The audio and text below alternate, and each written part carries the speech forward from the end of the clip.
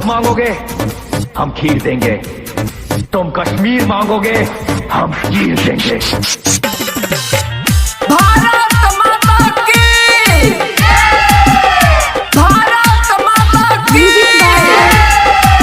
भारत माता की। भले चल जाए भाई हमरो ई जान हो, झुकी न तिरंगा नहीं सहब अपमान हो। भारत माता की, भले चल जाए भाई हमरो ई जान हो, झुकी न तिरंगा नहीं सहब अपमान हो।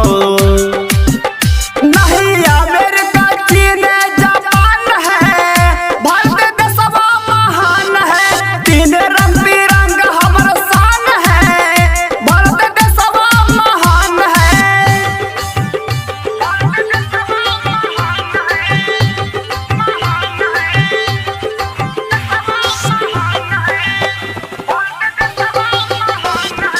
Music by Divilliers.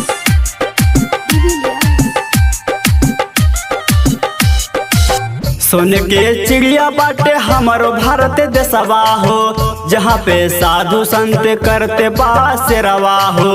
भारत माता की, सोने के चिड़िया बाटे हमारो भारत देशवा हो, जहाँ पे साधु संत करते बासेरवा हो।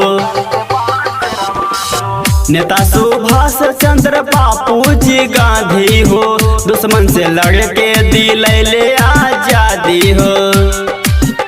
भारत माता पे जान कुर्बान है, भारत देशवा महान है। तीन रंग बिरंग हमर शान है, भारत देशवा महान है।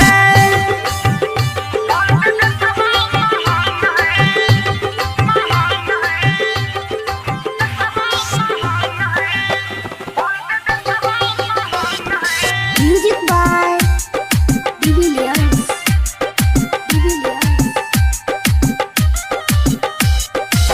हमारे देशवा के फौजी नाही डारेले, ले जब भी पंगाओ के जाग से मिटावेले। भारत माता की,